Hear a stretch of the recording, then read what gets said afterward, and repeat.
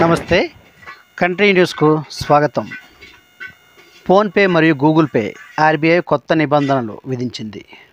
ఇటీవల చర్యలో reserve bank of India RBI దేశంలోని ప్రముఖ డిజిటల్ చెల్లింపు ప్లాట్ఫామ్లైన ఫోన్పే మరియు గూగుల్ పే వినియోగదారులపై కొత్త షరతులను విధించింది.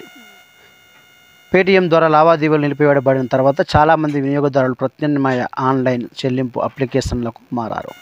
భారతదేశంలో డిజిటల్ చెల్లింపుల ప్రాబల్యం పెరగడంతో ఫోన్పే మరియు గూగుల్ పే వంటి ప్లాట్ఫారంలు వినియోగదారుల మధ్య గణనీయమైన ఆకర్షణను పొందాయి.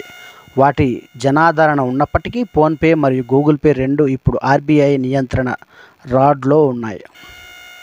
ఇది అటువంటి నియంత్రణ చర్య వెనుక గల కారణాలు మరియు వినియోగదారులకు దాని సంభావ్య చిక్కుల గురించి ప్రశ్నలు లేవనెత్తుతుంది. భారతీయ మార్కెట్లో ఫోన్పే మరియు గూగుల్ పే ఆధిపత్యం గుర్తించదగినది. ఈ ప్లాట్ఫారంల ద్వారా దాదాపు 80% చెల్లింపులు ప్రాసెస్ చేయబడతాయి.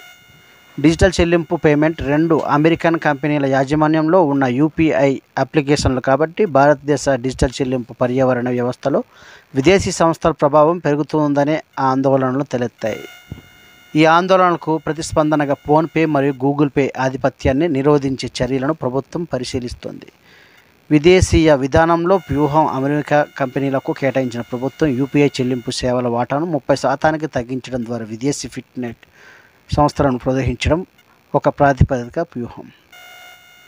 ఈ చొరవ మరింత సమతుల్య ఆట మైదానాన్ని సృష్టించడం మరియు భారతీయ డిజిటల్ చెల్లింపు ల్యాండ్స్కేప్లో విదేశీ ఆటగాళ్ల యొక్క అధిక ప్రభావాన్ని తగ్గించడం లక్ష్యంగా పెట్టుకుంది.